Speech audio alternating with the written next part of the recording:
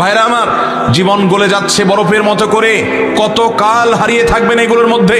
আসুন আল্লাহর ভয়ে ভীত করি নিজেকে, আল্লাহর ভয়ে নিজেকে অন্তরকে বিগলিত করি। সেজন্য কোরআন বুঝে বুঝে পড়বো তো ইনশাআল্লাহ। কোরআন বুঝে বুঝে পড়বেন, কোরআন পড়লে আল্লাহর ভয় অন্তরে জাগ্রত হবে।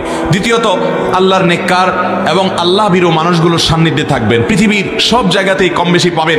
আপনি আপনার গ্রামে খোঁজ করেন, কিছু ভালো মানুষ পাবেন, তাহাজ্জুদের নামাজ পড়ে, কারোর কোনো ক্ষতি করে না, পারলে মানুষ উপকার করে, কোনো পাপাচার করে না, কোনো গুনাহ করে না, কোনো গালমন্দ করে না, এবং নিজে ভালো থাকার চেষ্টা করে। এরকম ভালো মানুষগুলোর সাথে মিশবেন, বন্ধুতা করবেন, তাদের সান্নিধ্যে বসবেন। আল্লাহ বলেছেন, ইয়া আইয়ুহাল্লাযীনা আমানুত্তাকুল্লাহ, ঈমানদাররা মুত্তাকী হও। কিভাবে হবে?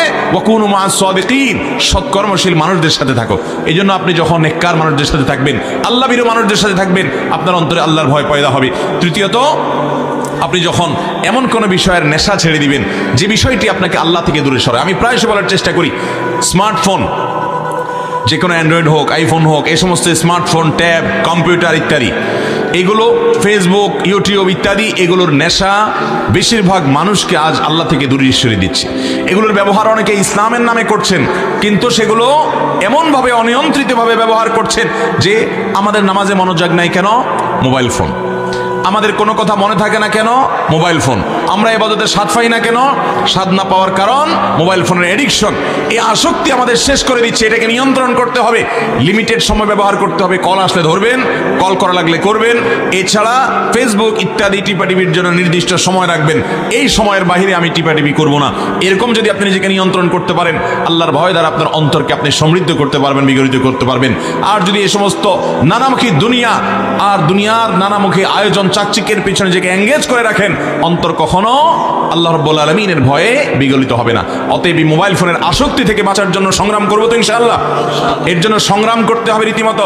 নিজের বিরুদ্ধে নিজে অপারেশন করার ডিসিশন নিতে হবে যে আমি আমার চরিত্রকে বাঁচাবার জন্য, আল্লাহ ভীরুতা, তাকওয়া ঢুকানোর জন্য, আমি মোবাইল ফোনের আসক্তি থেকে বাঁচার জন্য প্রতিজ্ঞা করব। এটাকে নিয়ন্ত্রিত ব্যবহার করবেন। আসর টু মাগরিব, 1 ঘন্টা সকাল, 1 ঘন্টা বিকাল, আপনি মন ভরে আপনি মোবাইল টিপাটিপি করেন।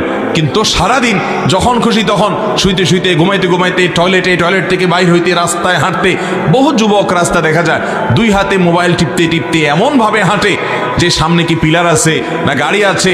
প্রায় আমরা পত্রিকা খুললে দেখি যে মোবাইল টিপতে টিপতে অথবা কানে হেডফোন দিয়ে গান শুনতে শুনতে রেল লাইন পার হতে গিয়ে রেলের নিচে কাটা পড়ে শেষ হয়ে গেছে। প্রায় পত্রিকা দেখা যায়। ভাইরা আমার, দুনিয়া এবং আখিরাত দুইটা ধ্বংস করে দিচ্ছে স্মার্টফোন।